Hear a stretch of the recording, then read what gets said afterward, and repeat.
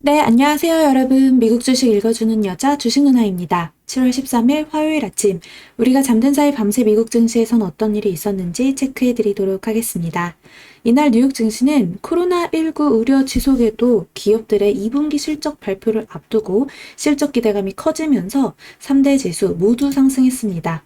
다우 지수 플러스 0.36%, S&P 500 지수 플러스 0.35%, 그리고 나스닥 지수 플러스 0.21%를 기록하면서 3대 지수 모두 또 사상 최고치 재차 경신을 했던 그런 날이었습니다.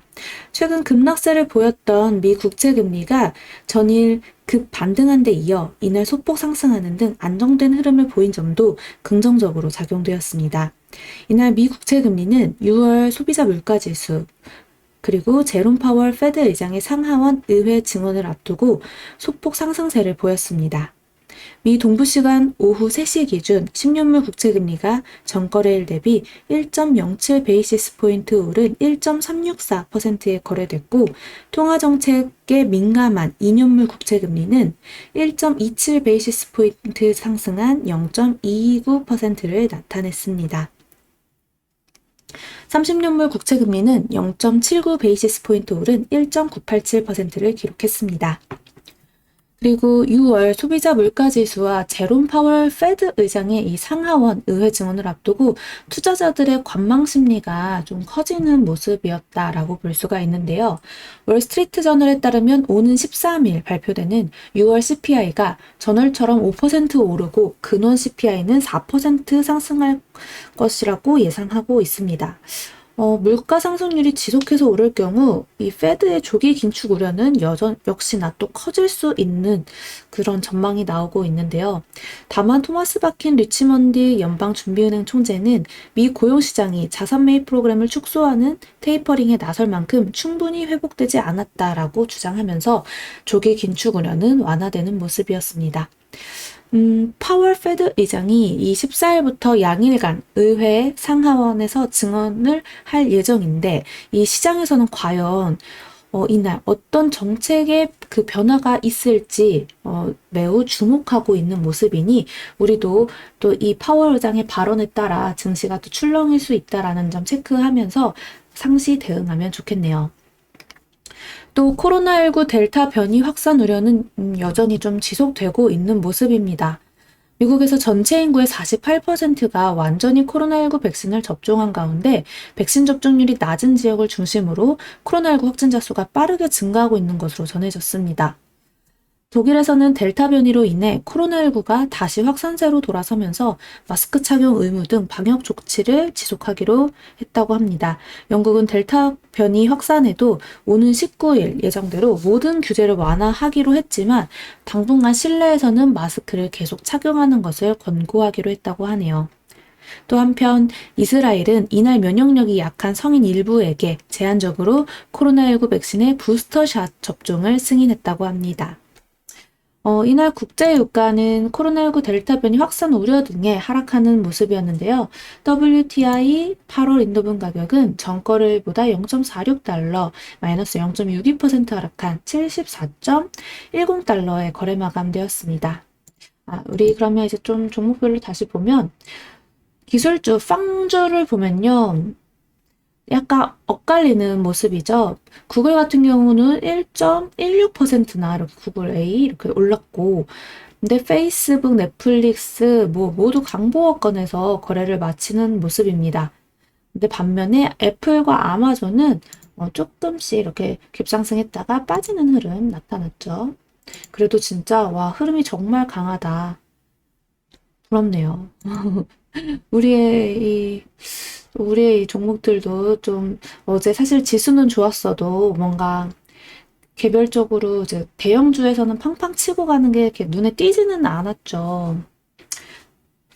네, 한번 좀 오늘의 흐름이 어떨지 지켜봅시다. 그래도 단기 저점을 잡고 돌리는 모습은 정말 많이 나왔거든요. 한번 흐름 계속 봅시다. 그리고 테슬라 같은 경우 어제 4.38%나 이렇게 급등을 했는데요. 일론 머스크가 이날 의회에 출석해서 테슬라를 통제하지 않는다라고 강조한 가운데 완전 자율주행 베타 버전 9 업데이트를 시작하면서 상승했습니다. 일론 머스크가 솔라시티 인수와 관련된 재판에 증언에 나섰습니다. 이 현지 시간 12일 CNBC에 따르면 머스크는 이날 법원에서 열린 첫 재판에 출석해 솔라시티 인수에 대한 입장을 밝혔죠. 머스크는 자신이 인수 과정에서 어떠한 압력이나 압박을 하지 않았다며 자신에 대한 혐의를 부인한 것으로 확인했습니다.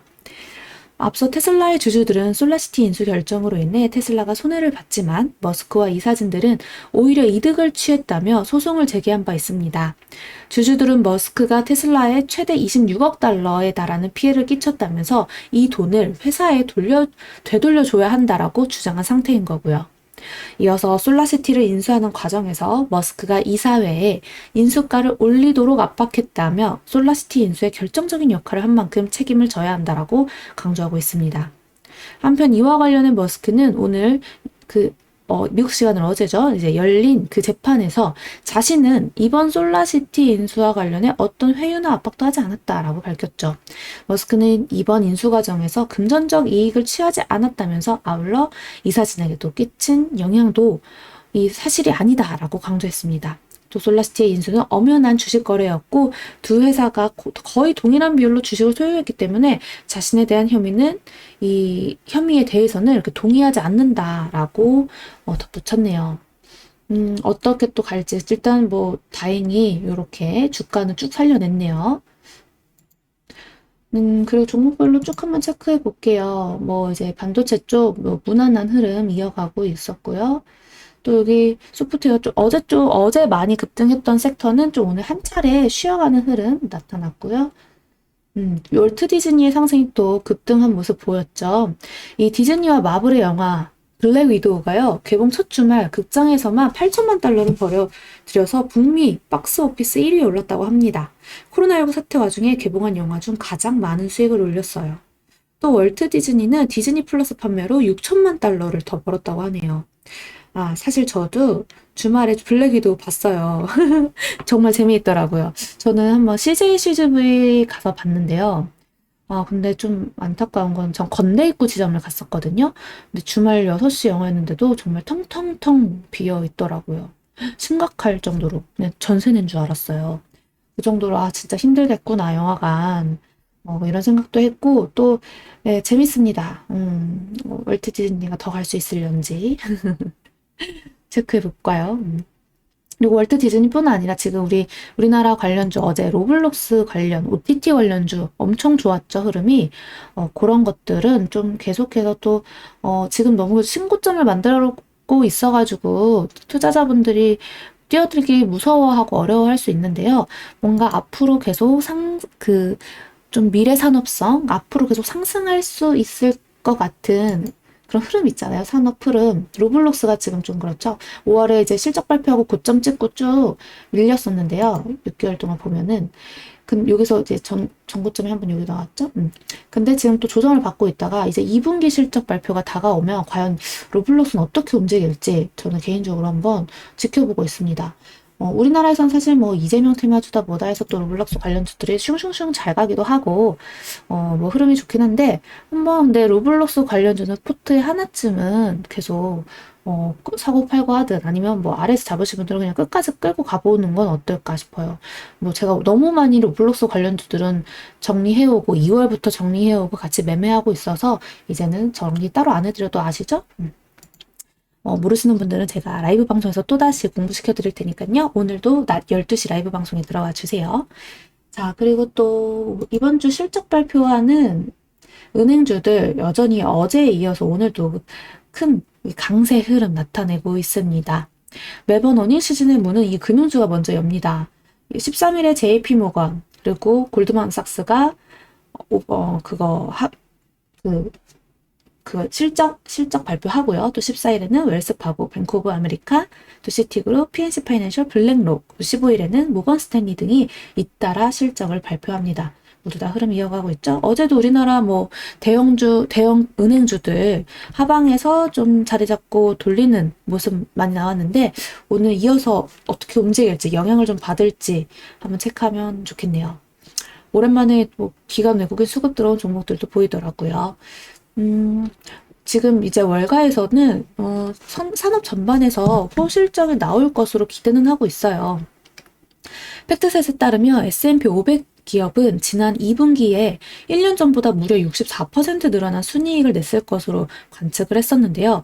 팬데믹 기저효과 덕분이었던 거죠.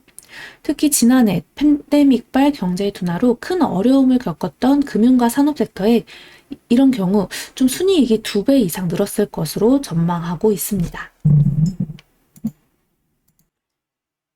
네, 쭉 보면 이쪽 카드사 쪽이라든가 소비재 쪽, 네, 여행 항공 뭐 이쪽 그냥 무난하게 이어가고 있었고요. 자동차 쪽도 그렇고. 네, 이제 여기 버진 갤럭틱에서 쿵 하고 떨어진 흐름 보이시죠? 버진 갤럭틱이 이 리처드 브랜슨 버진 그룹 회장이 우주 관광 시범 비행을 성공적으로 마쳤다는 소식에도 불구하고 최대 5억 달러 규모의 유상증자 추진 계획을 밝히면서 이렇게 급락했습니다. 아시죠? 유상증자는 일단 시장에서 단기적인 악재로 작용된다는 경우가 이제 많다는 거 여러분도 이제 공부해 보셔서 아실 거예요. 중장기적으로 봤으면은 이제 이게 유상증자 한 다음에 어디에다가 투자를 하고 이렇게 키워가느냐에 따라서 주가는 더 오를 수도 있는데요. 이제 단기적으로 봤을 때 쿵 하고 떨어지는 경우들이 나온다라는 점 체크해 보시면 좋을 것 같고, 또 바이트댄스가 중국 규제 당국과 만남을 가진 뒤에 계획했던 IPO를 취소한 것으로 알려졌습니다.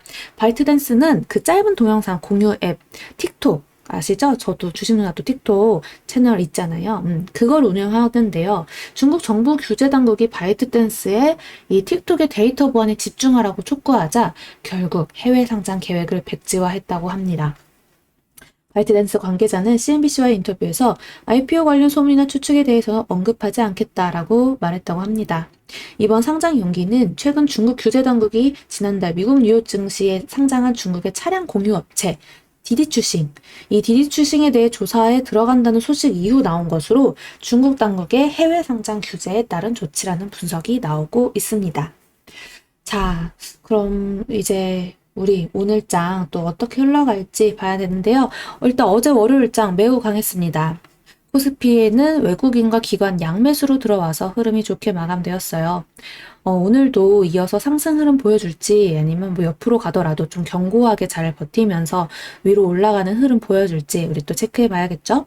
일단 12시 라방에 만나가지고 시황 체크도 하고 종목 공부도 하면서 우리 계속 흐름 한번 체크해 봅시다. 다행히 이제 뭐 폭락으로 이어지진 않지 않을까 그렇게 한번 생각해 보고 있습니다. 이번 주는 좀 박스권에서 움직일 확률이 높지 않나 라면서 흐름을 보고 있어요. 자, 그럼 오늘 미국 증시 마감 브리핑 영상 여기까지 하겠습니다. 영상 재미있게 봐주신 분들 구독과 좋아요 그리고 알람 설정 댓글도 많이 부탁드립니다. 이상 주식 알려주는 여자 주식 누나였습니다. 또 만나요.